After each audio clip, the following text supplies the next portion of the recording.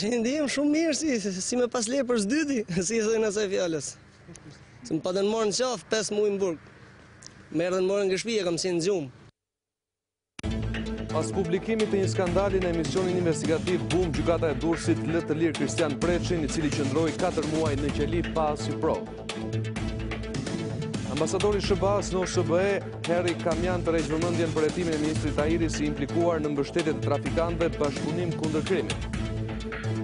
Nis hetimi për zhdukjen e 4 zyrtarëve të policisë akuzuar si bashkëpunëtor të grupit Abilajt, dyshohet se operacioni u dekonspiruar. Presidenti kthen për shqyrtim ligjin për tarifat gjyqësore. Ky është refuzimi i parë që kreu i shtetit bën një drafti të qeverisë Ramës. Bashkia e Tiranës vendos të shkul palmat në autostradë dhe në vend të tyre do të mbillen pisha. Vendimi votohet vetëm nga Partia Socialiste.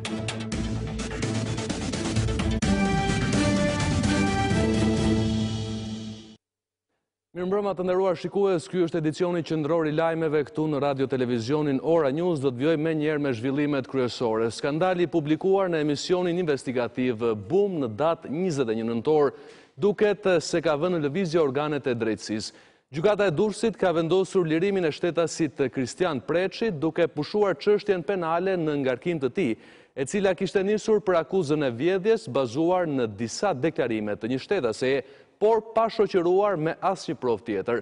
Kalvari i shtetasit që mbahej në burg prej 4 muajsh, edhe pse gjurmët e gishtave të tij rezultonin të pastra, duket se tashmë ka marrë fund. Gjykata e Durrësit ka vendosur sot lirimin e shtetasit Kristian Preçit dhe pushimin e çështjes. Rasti i Preçit u bë publik nga emisioni investigativ Boom, duke përfshirë të gjitha hallkat e shtetit që nga policia, prokuroria dhe gjykata. Ai u arrestua në shtëpinë e tij pas një deklarate të një shtetaseje, sipas së cilës ai kishte vjedhur celularin. Preçi arrestohet dhe madje në proces verbal, megjithëse gjatë kontrollit nuk ju gjet asgjë dhe arrestimi u bë në gjumë, u shënua se ishte kapur në flagrancë. Emisioni investigativ Boom është interesuar për rastin duke nxjerrë në dritë mënyrat se si veprojnë dhe gati bashkëpunojnë hallkat e drejtësisë edhe për raste të tilla kaq flagrante. Prokurori që pranonte se për shkak të vjedhjeve të shumta bëhen edhe shembuj, gjykata që vendoste ta linte në burg, pavarësisht se provat e gishtrimeve kishin rezultuar negative dhe madje telefoni ishte gjetur dikujt tjetër. Policia që shoqëronte familjarët e verbër të Kristianit pse kishin protestuar për vendimin karshiti. I gjithë ky kalvar, i cili vazhdonte prej 4 muajsh, mori fund sot me vendimin e gjykatës së Durrësit, që vendosi pushimin e çështjes në mungesë të provave dhe kthimin e Preçit në liri. Pra gjykata vendosi pushimin e hetimeve kundrejt shtetasit Kristian Preçit, sepse ishim të bindur që në kryet herës që nuk ishte asnjë provë që rëndonte kundrejt tij. Një drejtë e kthyer në vend, por pas 4 muajsh pa drejtësie që normalisht duhet i vënë në lëvizje gjithë strukturat e drejtësisë në linjë vertikale. Në daljen e tij sërish në liri, i riu Preçi, duke falendëruar emisionin Boom, është shprehur se ndihet se ka rilindur edhe një herë sot. Tash ndihem shumë mirë si me pas lirë për s'dyti, si thënë asaj fjalës. Se më patën morën qafë 5 muaj në burg. Më erdhën morën nga shtëpia, kam qenë në gjumë kur erdhën morën. Po ju falenderoj unë, ju se bëhet shumë për mua, që e nxorën televizor, që ndjerun sot se do më leshin prapë më këta.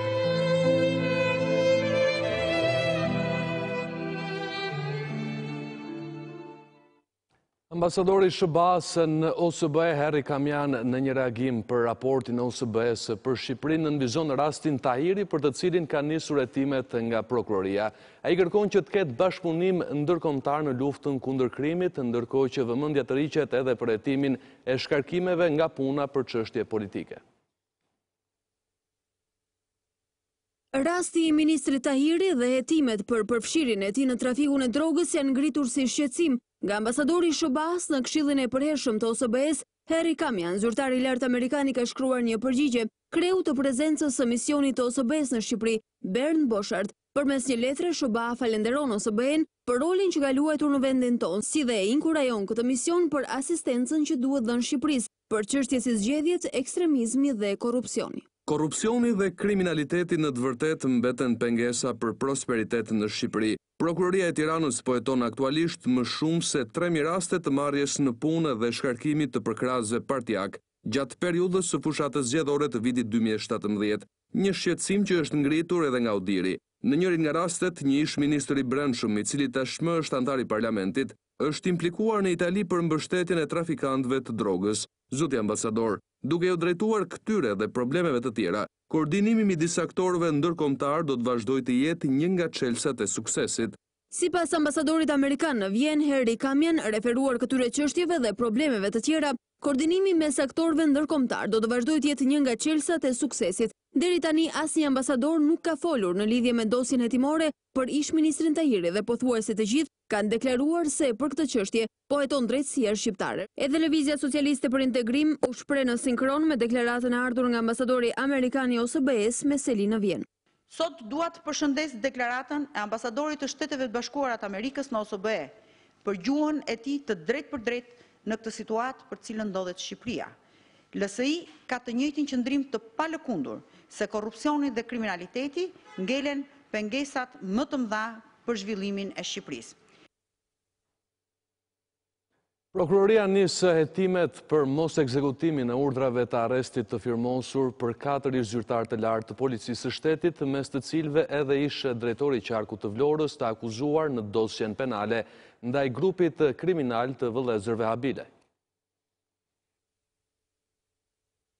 24 orë pasi Prokuroria e Krimeve të Rënda ka lëshuar urdhër ndalimet për 4 ish-drejtues të policisë të akuzuar si të përfshirë në kultivimin dhe trafikimin e lëndëve narkotike. Në formën e grupit të strukturuar kriminal ka ardhur dhe reagimi i Ministrisë së Brendshme. Në një njoftim për mediat, Kryeministri bën me dije se ka nisur procedurat administrative për nxjerrjen e urdhrave të përjashtimit për ish-shefat e policisë të shpallur në kërkim. Ministria bën me dije se është vënë në dieni të urdhër ndalimeve në orën 10:30 të së mërkurës për ish-drejtorin e policisë vendore Vlorë Jael Çela, Gjergj Kohila, ish shefi i sektorit kundër krimit të organizuar në Vlorë, dhe një vendim të gjykatës për krime të rënda për mas sigurie në mungesë arrest me burg për Sokol Boden, ish shefi postës së policisë kufitare Dhërmi. Por burimet Ora News kanë mësuar se prokuroria ka nxjerrë urdhër ndalimi dhe për Engelet Grekun, ish drejtori i postës së Selenicës, edhe ky shpallur në kërkim. Bashkangjitur urdhër ndalimeve, prokuroria ka përcjellë dhe urdhrin për kontrollin e banesave të ish-zyrtarëve, të cilët nuk janë gjetur në to, por u janë sekuestruar prova materiale të konstatuara si me vlerë për hetimet, të cilat janë dërguar prokurorisë.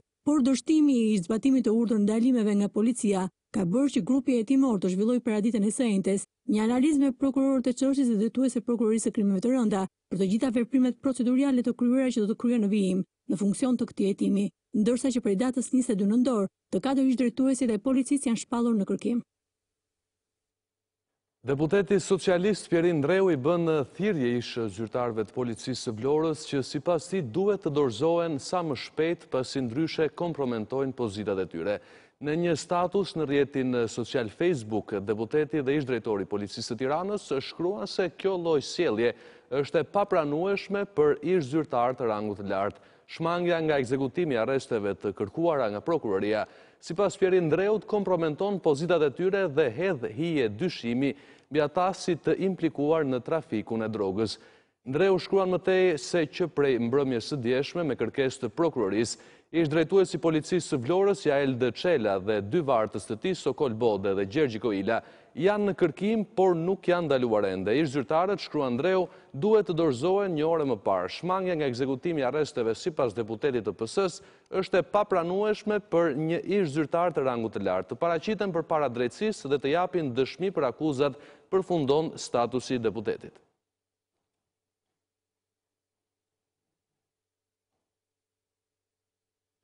Gjykata e krimeve të rënda ka vendosur sekuestron e pasurive të familjes Klement Balilit, i cilësuar si Eskobari Ballkanit. Në sekuestro mësohet se janë vendosur troje dhe biznese, ndërsa vendimi merret një vit pas shpalljes së tij në kërkim për akuzat e trafikut të ndërkombëtar të drogës.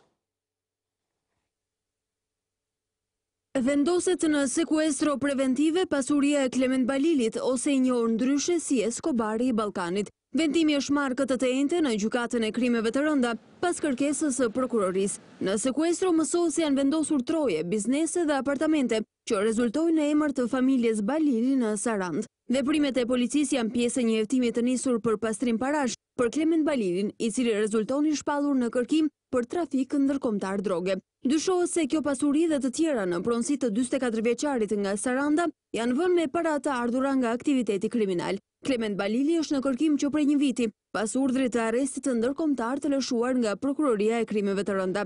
Në maj të vitit të kaluar, autoritetet greke, pas një hetimi të përbashkët, Median amerikane e përmendën emrin e tij si drejtuesin kryesor të një rrjeti të gjerë të trafikut të marijuanës nga Shqipëria në Greqi dhe disa vende të tjera të Bashkimit Evropian. Ish drejtori i transporteve në Sarandë dha dorëheqjen menjëherë pas publikimit të akuzave ndaj tij dhe u zhduk.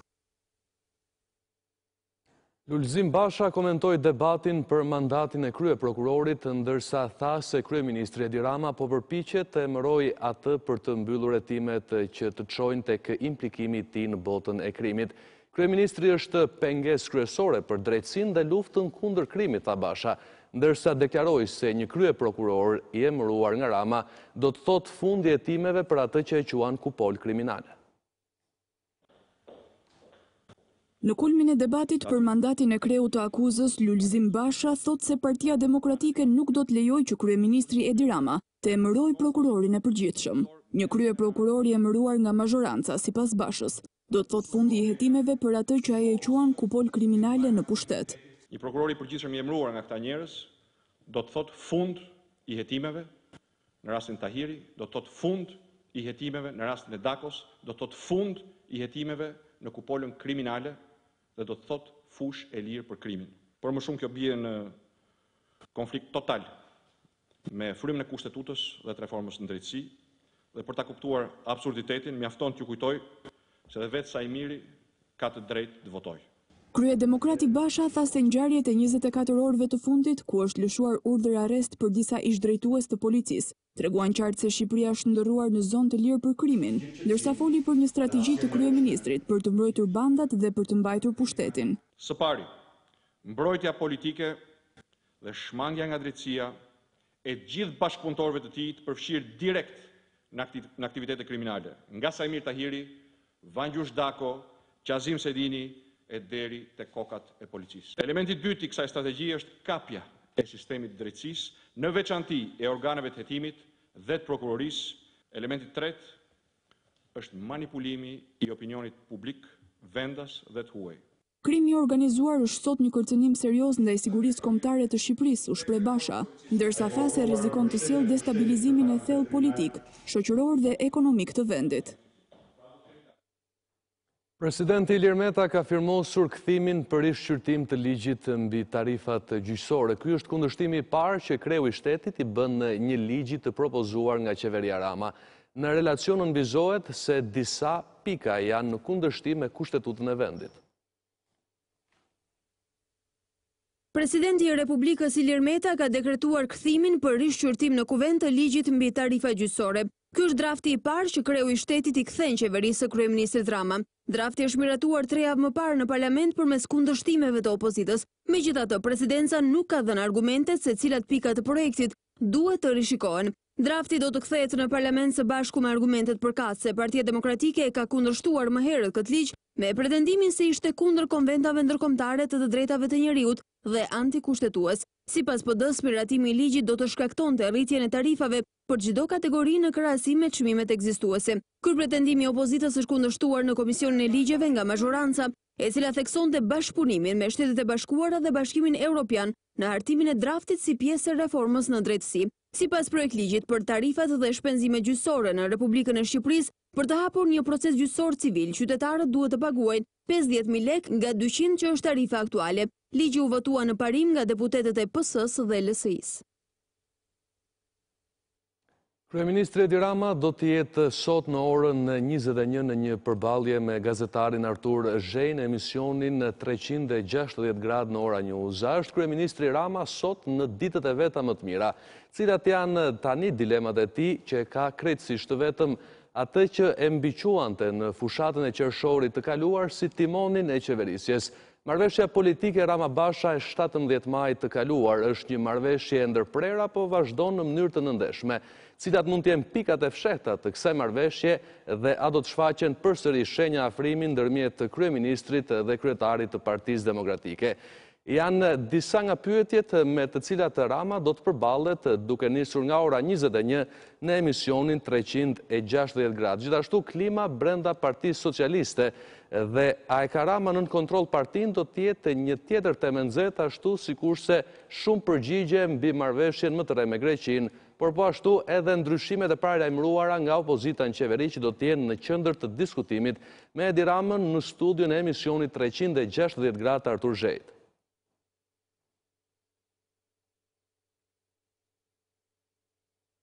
Kontratat e lobimit të Partisë Demokratike në Shtetet e Bashkuara janë cilësuar si shkelje e ligjit nga kryetari i grupit parlamentar të Partisë Socialiste Taulan Balla.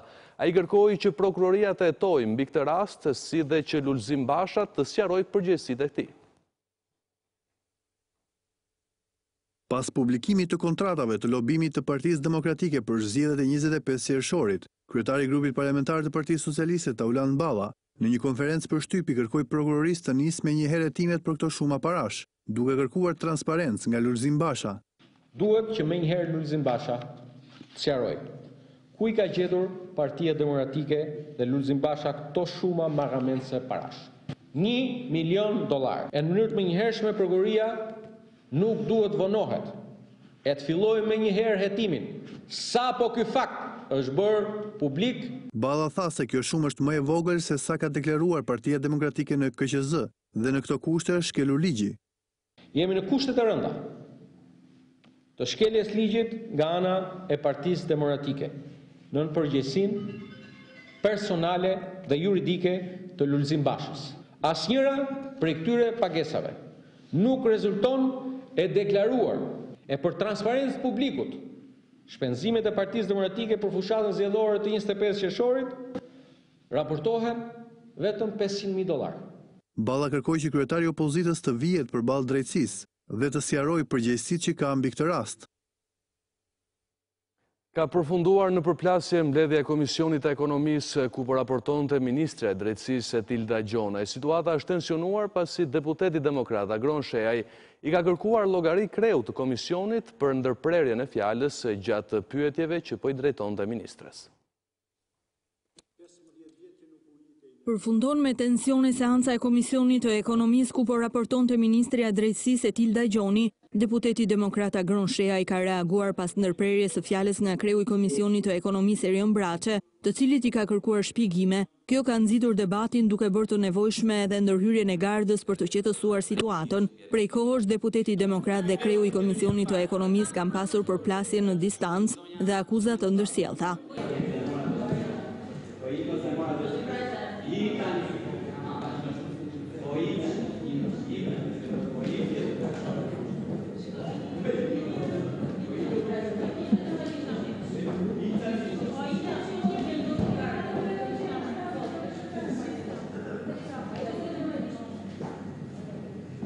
Më herët gjatë raportimit në komision, deputeti demokrat Agron Shehaj ngriti si shqetësim mos plotësimin e kërkesës për staf në organet e vetingut, si dhe vonesën në përkthimin e dosjes Tahiri. Nuk i takon të juve të gjykonit ishin shumë, kërkuan 187, ju i dhanë 110. Kjo është mbështetja vicepërsident. Por ministre Etilda Gjoni deklaroi se të gjitha kërkesat për vetingun janë plotësuar. Institucionet pavarura që po sot i kanë përfunduar të gjitha proceset e rekrutimit dhe sot po kanë filluar punën e procesit të vetimit. Ato institucione i kanë zgjedhur vetë stafet e tyre, i kanë zgjedhur vetë çdo lloj elementi. Ne sot ju kemi dhënë vetëm muret, i themi ja, këto janë godinat ku ju të veproni dhe të funksiononi. Opozita ngriti si probleme dhe faturën e lartë që Shqipëria rrezikon në arbitrazh, por për ministren e drejtësisë qeveria shqiptare ka vetëm një borxh prej 382 milion lekësh dhe kjo si rezultati vendimeve gjyqësore. Sa është kosto e detyrimeve që ka shteti shqiptar si rezultat i proceseve gjyqësore në gjykatën ndërkombëtare të drejtave të njerëzit në Strasburg? Ashtu siç u thash, këto 382 milion lekë kanë të bëjnë me vendime gjyqësore të gjykatave tona, por njëkohësisht edhe me shërbime operative që kanë të bëjnë me kontrata të lidhura për sisteme të ndryshme që presupozohet duhet të funksionojnë në Ministrinë e Drejtësisë, por sot nuk funksionojnë. Ministria e Drejtësisë bëri me dije se është rritur fondi për kompensimin e ish-pronarëve me 700 milion lekë. Janë mbi 36.000 vende të lira pune sot në Republikën e Shqipërisë. Kjo ishte deklarata e kryeministrit Edi Rama ditën e sotme gjatë një takimi me 300 të punësuar të rinj. 36.000 punonjës kërkojnë aktualisht në të gjithë vendin. Shifrën për vendet e lira të punës e dha vetë kryeministri Edi Rama gjatë një takimi me 300 të rinj të punësuar në biznese private. Sipas Ramës, vendet e lira nuk janë uniform, por të kategorive të ndryshme. Këtu janë 36.000 vende lira pune sot. Tani që po flasim në Republikën e Shqipërisë. Janë vende lira pune të larmishme të gjitha kategorive, për cilat sipërmarrjet i janë drejtuar shërbimit kombëtar të punës për ndihmë. Kryeministri u kujdes të risillte edhe një herë në vëmendje 800 kompanitë që sipas tij punojnë me dy bilance, teksa i paralajmëroi se nuk mund t'i shmangen detyrimeve ndaj shtetit. 800 kompanitë më të mëdha të vendit deklarojnë se 42% e punojësve të tyre janë nën 300.000 lekë dhe shkruajnë në librat e llogarive inxhinier 250.000 lekë, ekonomist 220.000 lekë, llogaritar 270.000 lekë. Kjo është një fars e pabesueshme dhe e pagëlltitshme që ne nuk do ta pranojmë më. Duke vënë theksin tek reformat në arsim dhe në shërbimin publik, Rama tha se ato po japin rezultat. Megjithatë, pavarësisht kësaj, ai garantoi se qeveria ka hartuar një program të posaçëm në mbështetje të punësimit.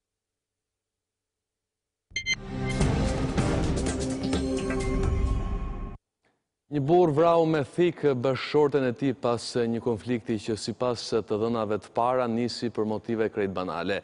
Viktima është Sose Metushi, ndërsa autori Sami Metushi, 50 vjeçar, ka përfunduar në pranga. Një krim i rënd në familje u regjistrua këtë të enjte në Karpen të Kavajës. Burri vrau me thikë bashkëshorten pas një debati që, siç mësohet, nisi për motive krejt të rëndomta. Burimet thanë se sherrri në çift kishte nisur me ankesat e burrit për mëngjesin dhe rrobat e hekurosura, por shumë shpejt ka përshkallëzuar në përdorim të thikës. Viktima është Sose Metushi, ndërsa autori Sami Metushi, 50 vjeç. Krimi u shënua në banesën e familjes Metushi që kishte 5 fëmijë, 3 prej të cilëve ndodheshin aty, ndërsa 2 të tjerë jetojnë në Itali.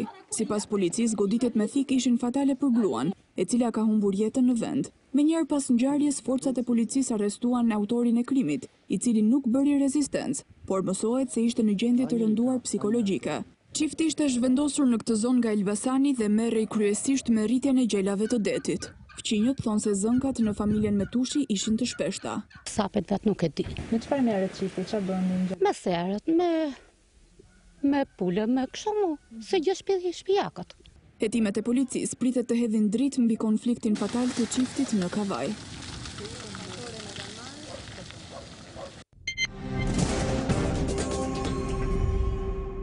Shanset e Partisë Demokratike Italiane për të mbajtur pushtetin pas zgjedhjeve të vitit ardhshëm po vendosen në rrezik nga marrëveshja nënshkruar në muajin shkurt me Libin. Shumë politikanë të majt kërkojnë që akordi për refugjatët të ndryshojë, pasi përndryshe partitë populiste dhe anti-emigracion do të fitojnë terren të rëndësishëm. Marrëveshja me Libin, që ka reduktuar numrin e emigrantëve që mbërrin në Itali, mund të dëmtoj shanset që Partia Demokratike ka për të qëndruar në pushtet pas zgjedhjeve të majit 2018.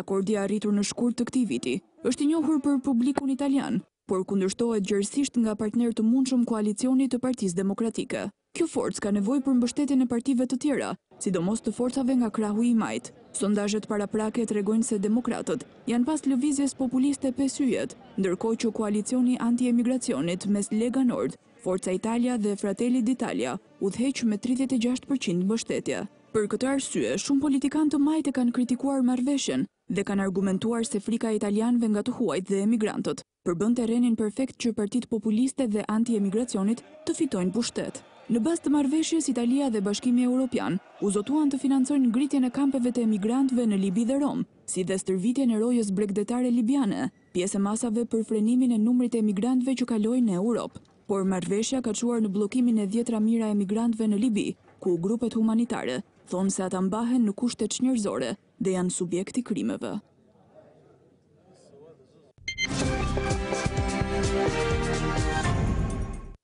Radio Televizioni Ora News priti disa miq të veçantë në ambientet dhe studiot nga ku transmetohen çdo ditë me përkushtim dhe profesionalizëm lajmet dhe debatet politike më të rëndësishme të ditës.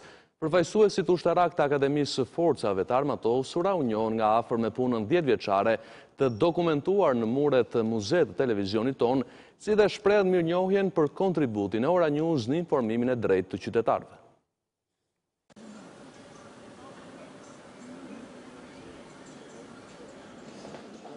Akademia e Forcave të Armatosura, si institucioni i vetëm i arsimit të lartë ushtarak, zhvilloi këtë të enjte një vizitë në ambientet e televizionit Ora News, në kuadër të njohjes dhe shkëmbimit të eksperiencave. Akademistët e kursit të komandës dhe shtabit të përgjithshëm të AFA-s u njohën nga afër me historikun e zhvillimit të televizionit, studio televizive dhe stafin që ka punuar në harkun e 10 viteve në këtë institucion mediatik. Atëherë në këtë korridor ne kemi ekspofotografi. Janë të gjithë fotografitë Ora Newsit që nga viti i themelimit në 2007. Studiot, gazetarët që kanë qenë në fillim, ne kemi këtu. 35 oficerët e AFA-s ndaluan së pari në Muzeun e Radio-Televizionit Ora News, që u inaugurua më 27 shtator me rastin e 10 vjetorit të televizionit. Mëtej akademistët e AFA-s, të shoqëruar nga drejtoria e përgjithshme e Radio-Televizionit Ora News, Mariam Droqi, vizituan studiot televizive të emisionit investigativ Boom, atë të Tonight, si dhe studion kryesore të lajmeve dhe ambientet e transmetimit, ku edhe realizuan disa fotografi.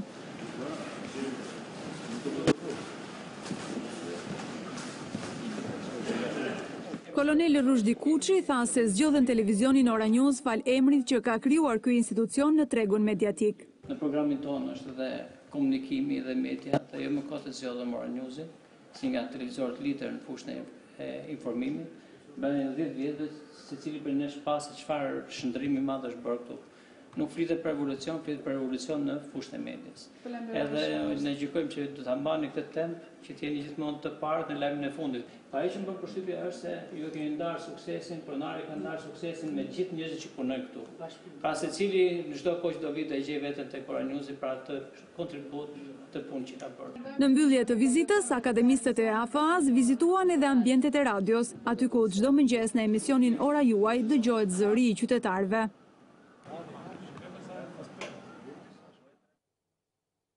Juristi i Gjykatës së Strasburgut, Ledi Biancu, si dhe juristja Odeda Kumbaro kanë reflektuar standardet e Gjykatës Europiane të drejtave të njeriut në botimin e 4 të librit Jurisprudenca e Gjykatës së Strasburgut.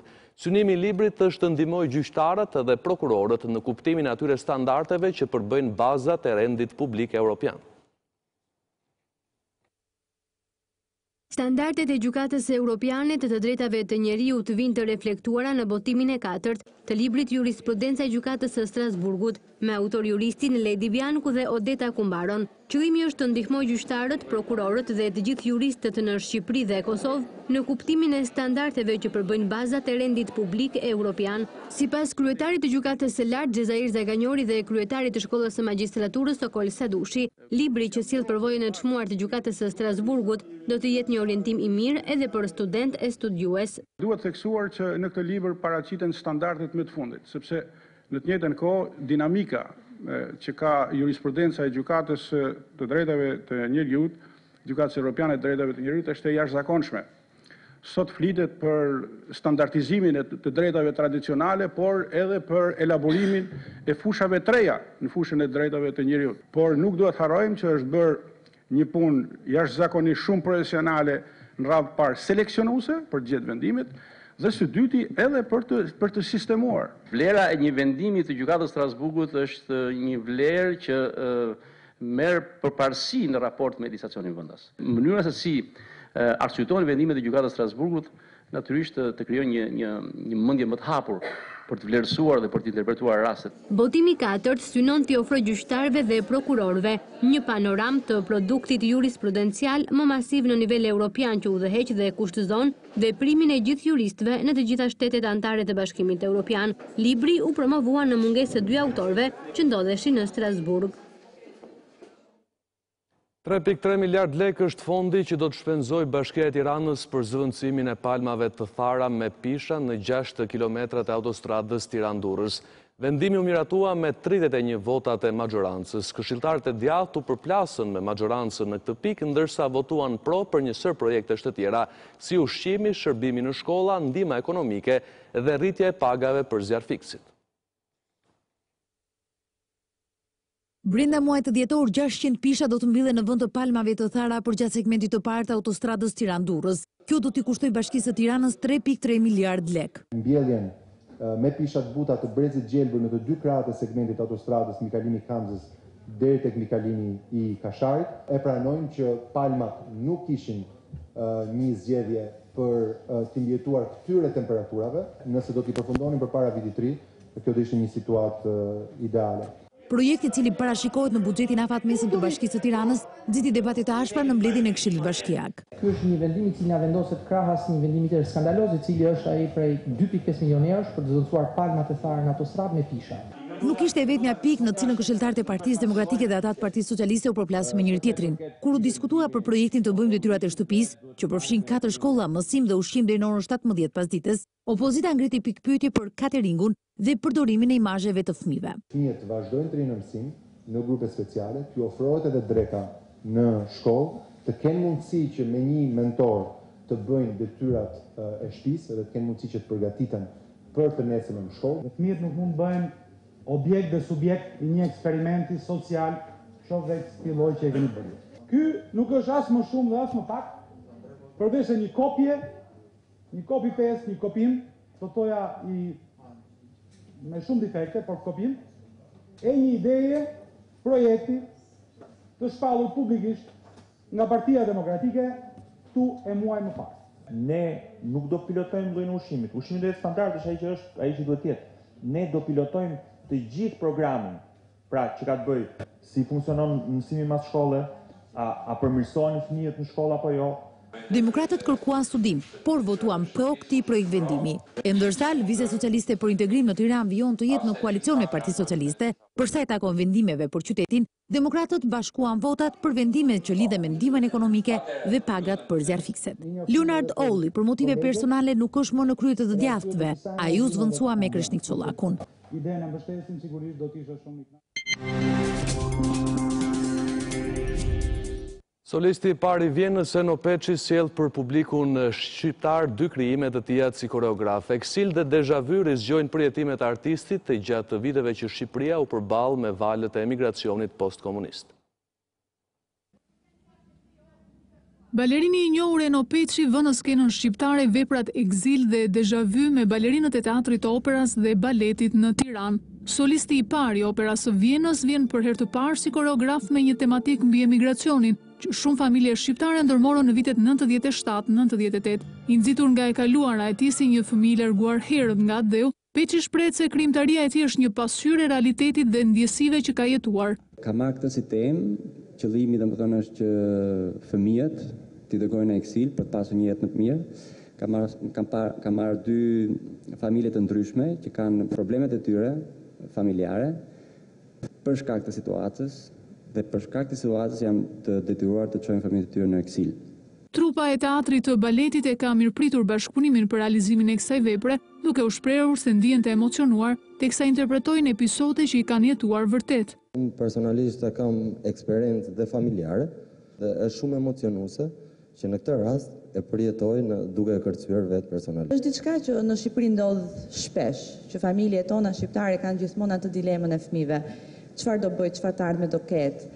Dhe për mua këto 2 pjesë janë vërtet shumë emocionale për të përcjellë tek publiku.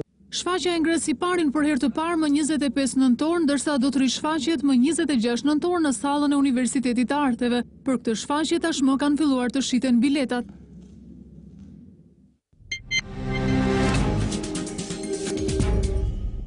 Të nderuar shikues, kemi kaluar në hapësirën e intervistës, do të diskutojmë për ekonominë dhe për buxhetin. Kam të ftuar në studio zotin Anastas Angjeli, cilin e përshëndes dhe falenderoj për prezencën. Mirëmbrëma.